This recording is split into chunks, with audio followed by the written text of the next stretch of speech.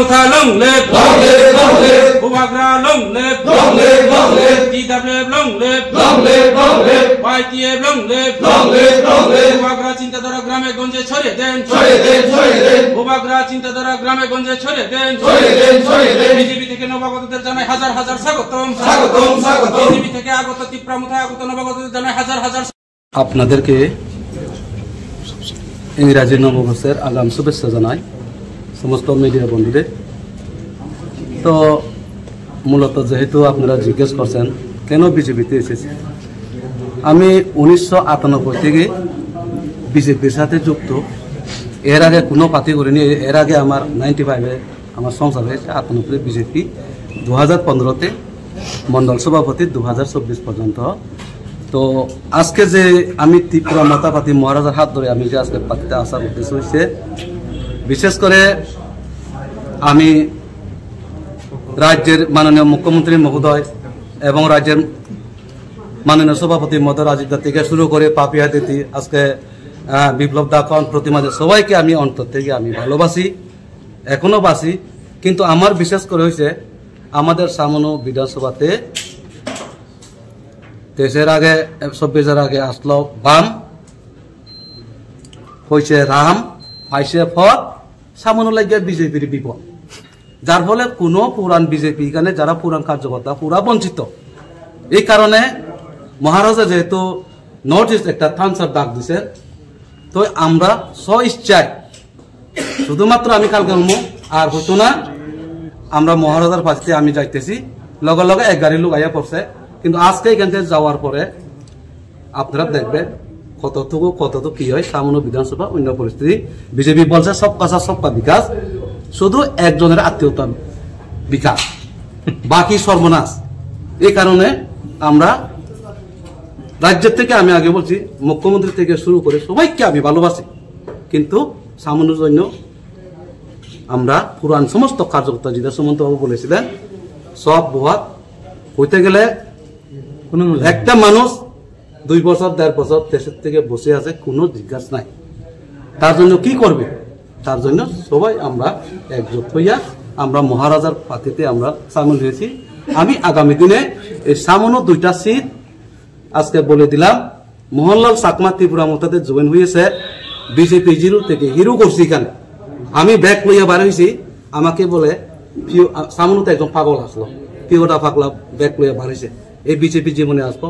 কিন্তু সামনেতে আমরা দেখি যে 2016-তে ভিলেজ কমিটি নির্বাচন পঞ্চায়েত দখল করছে, 2018-তে জয় 3000-এর উপরে সামথিং বুথে, 2019-এ লোকসভাতে জয়, 21-এ একটা সংসদ ত্রিপুরা এমডিসি, আরেকটা সমঝোতা, দুইটা কনস্টিটিউশন পরে আপনার এমডিসি, দুটা জিত।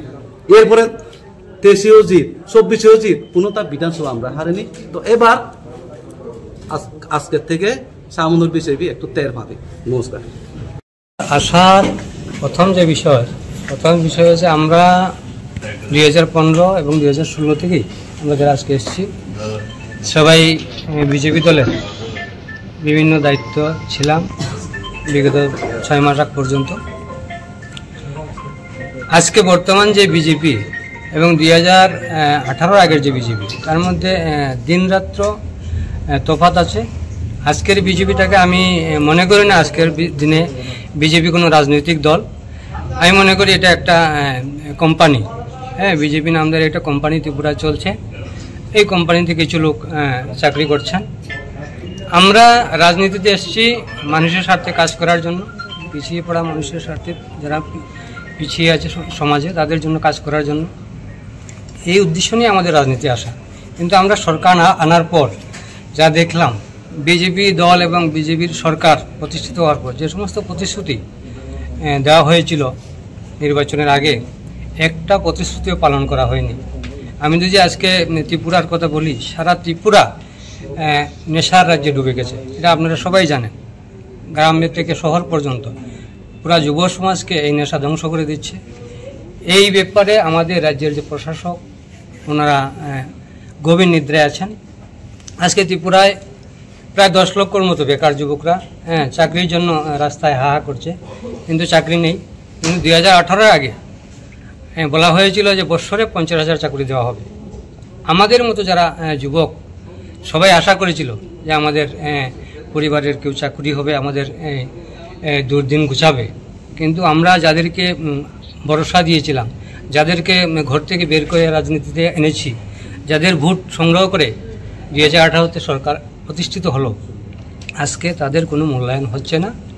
এবং 2023-এর যে বিষয় আমি বলতে হয় কিছু, দু একটা কথা বলবো। 2023-এ বিজেপি সরকার প্রতিষ্ঠিত হয়েছে। আমাদের আজকে ত্রিপুরা মাতার নেতৃত্বরা বলেছেন যে 42টা আসনে ত্রিপুরা মাতা দল প্রতিদ্বন্দ্বিতা করার ফলে, ভোট কাটাকাটির ফলে 2023-এ বিজেপি সরকারে এসছে। কিন্তু একটা জিনিস মাথায় রাখতে হবে, 2018 এবং 2023-এ ভোটের পার্সেন্টেজ কিন্তু 11% কমেছে। সেই বিষয়ে বিজেপির নেতারা কথা বলেন না। আজকে যারা আগরতলায় বসে বসে রাজনীতি করছেন, এরা বলতে সাহস করেন না। ওনাদেরকে আগামী দিন জিজ্ঞেস করবেন যে 2018-তে ভোটের পার্সেন্টেজ কত ছিল, আজকের 2023-এ ভোটের পার্সেন্টেজ কত হয়েছে, কেন 11 বছর ধরে ভিলেজ কমিটি নির্বাচন হচ্ছে না, কেন বিভিন্নভাবে এডিসি এলাকায় উন্নয়নের জন্য বাধাপ্রাপ্ত হয়ে আছে এই সরকার। আপনারা প্রশ্ন করবেন, কারণ আমরা এডিসি এলাকায় বসবাসকারী। এডিসি এলাকার যেহেতু নির্বাচিত বিসি নেই, নির্বাচিত প্রতিনিধি নেই, এখানে উন্নয়নমূলক কোনো কাজ হচ্ছে না, কিন্তু পুরোটা দোষারোপ দেওয়া হচ্ছে ত্রিপুরা মাতা দলকে। তো আজকে আর বেশি বলবো না, বলার অনেক কিছু আছে। 11 বছর এই বিজেপি দলে কাজ করেছি, বললে 11 ঘন্টা সময় লাগবে, আগামী দিন বলবো। সবাইকে নমস্কার। আপনি কোন বিধানসভা এলাকার এবং আপনার বিধানসভা এলাকায় কি কি কাজ হয়নি? আমি করমচর 48 করমচর বিধানসভা এলাকার। আমার বিধানসভায় কাজ হয়েছে এমন দেখার মতো কোনো কাজই হয়নি। রাস্তাঘাট হচ্ছে, কিন্তু এই রাস্তাঘাট করতে গিয়ে যে অনিয়ম হচ্ছে সেই বিষয়ে কথা বলার কোনো লোক নেই। উপর থেকে নিচ পর্যন্ত একইভাবে চলছে দুর্নীতি। পুরা দুর্নীতিতে দুর্নীতির একটা দল, দুর্নীতির সরকারে পরিণত হয়েছে বিজেপিটা। কি বলবো? নাম সুমন্ত দে। কি ছিলেন আপনি আগে? আমি 15 ডিসেম্বরে বিজেপিতে যোগদান করি। প্রথম অবস্থায় 6 মাস মণ্ডল কমিটির সদস্য। 2016 জুলাই থেকে 19 পর্যন্ত যুব মোর্চার মণ্ডল সভাপতি। 19 থেকে 20 পর্যন্ত যুব মোর্চার ডিস্ট্রিক্ট সেক্রেটারি। 20 থেকে 2025 ফেব্রুয়ারি পর্যন্ত আমি লাগাতার 5 বছর মণ্ডলের জেনারেল সেক্রেটারি ছিলাম। কর্মচারী মণ্ডলের জেনারেল সেক্রেটারি। 2015 তখন ব্যবসা করতাম। ব্যবসায় ছিলাম, মানে রাজনীতি ছিলাম না, রাজনীতি ছিলাম না, ব্যবসায় ছিলাম। ব্যবসা ছেড়ে রাজনীতি ছিলাম।